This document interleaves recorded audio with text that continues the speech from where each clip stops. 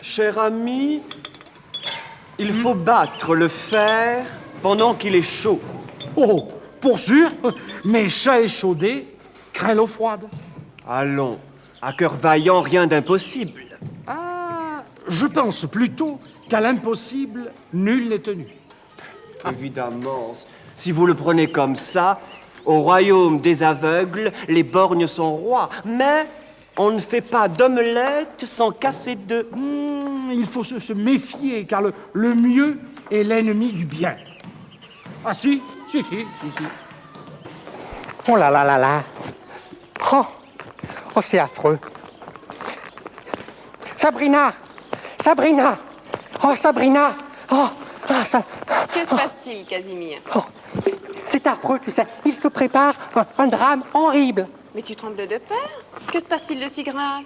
Monsieur Dusnob et le facteur veulent battre un chat borgne et vaillant dans l'eau froide avec du fer pour faire une omelette et sans casser son cœur échaudé.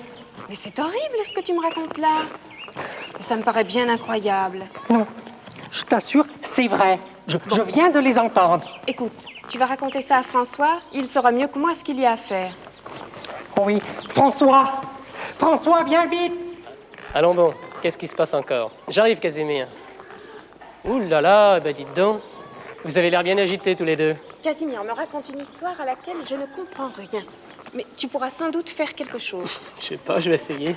Vas-y, Casimir, je t'écoute. Oui, eh bien, monsieur Dusnob et le facteur veulent battre un chat vaillant dans l'eau froide avec du fer.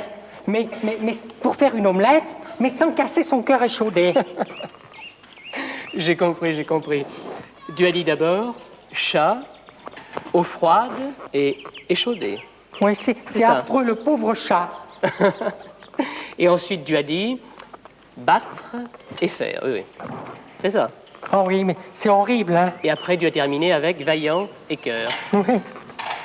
Mais c'est rien, mon vieux Casimir, c'est rien. Tu sais, je vais te dire, le facteur et M. Dusnob se parlaient en citant des proverbes. Des quoi? Des proverbes. On dit aussi des maximes. Les proverbes, ce sont des phrases devenues très populaires dont on se sert pour exprimer certaines idées. Ah, Tiens, j'ai rien compris. on va te donner des exemples et tu comprendras. Il y en a qui viennent avec moi, là. Compris. Yves, Denis, Isabelle, Olivier, venez avec moi. Rien. Tiens, pousse un petit peu, tu me laisses ta place. Vous savez ce que c'est que des proverbes, hein? Vous avez écouté l'explication que j'ai donnée à Casimir. Est-ce qu'il y en a là qui connaissent des proverbes? Olivier. Non? Isabelle. Celui que j'ai dit tout à l'heure. Qu'est-ce que tu as dit comme proverbe? Chat échaudé craint l'eau froide. Chat échaudé craint l'eau froide. Tu peux me donner une explication?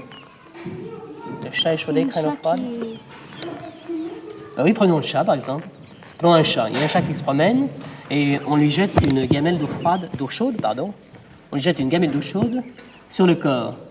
Ah oui, après, La prochaine si on lui met fois- de l'eau froide, et ben après il aura froid. Bah oui, la prochaine fois quand il va voir de l'eau, même si elle est froide, et hop, il va cavaler. Tu comprends?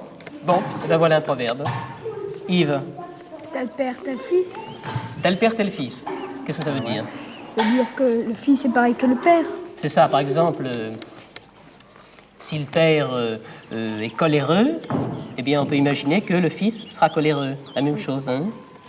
Oui, mais tu sais qu'il y a des proverbes qui se contredisent entre eux. C'est-à-dire, il y en a un qui dit quelque chose et l'autre dit exactement le contraire. Par exemple, tel père, tel fils, il y en a un autre, moi je connais, qui dit le contraire. Qu'est-ce que c'est ce proverbe? Bien, c'est père avare, fils prodigue. Donc, un père peut être avare et le fils, par réaction, va être prodigue, c'est-à-dire qu'il va être très généreux pour ne pas faire comme son père, justement. Hein? Voilà. D'autres exemples de proverbes? Denis, je dis rien du tout. C'est inconnu. Tu suis, hein, Casimir? Hein? Oh là, Tu suis, hein? j'écoute. Alors, Denis, ben moi je vais vous en donner un. Au royaume des aveugles, les borgnes sont rois. Une explication. Eh bien, par exemple, dans votre classe, admettons, tout le monde est très mauvais. Et puis Olivier est un petit peu meilleur que les autres. Alors, c'est lui le premier. Mais ça ne veut pas dire pour ça qu'il est très très fort. Compris? J'ai tout à fait compris, moi. Tu as compris, Casimir? Tout à fait. D'autres? À cœur vaillant, rien n'est possible. Alors Yves, le grand, à cœur vaillant, rien n'est possible, qu'est-ce que ça veut dire? J'ai jamais entendu parler. Eh bien, pour quelqu'un qui veut vraiment quelque chose, il y arrivera toujours. Par exemple, un alpiniste, s'il veut monter en haut d'une très très haute montagne, personne n'y a encore jamais été, il a tellement de volonté, il va y arriver. À cause de sa volonté. Entendu? Il y en a d'autres encore? Ah, il y en a un qui dit exactement le contraire d'ailleurs, c'est « à l'impossible, nul n'est tenu ».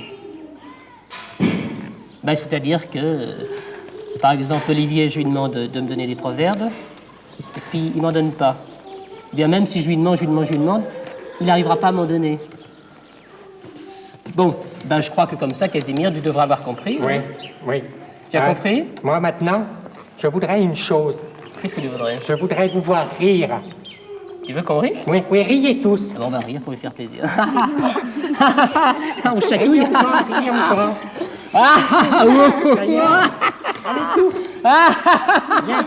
Plus fort, allez, il veut qu'on rie. Bien. Allez, Isabelle, chatouille-toi.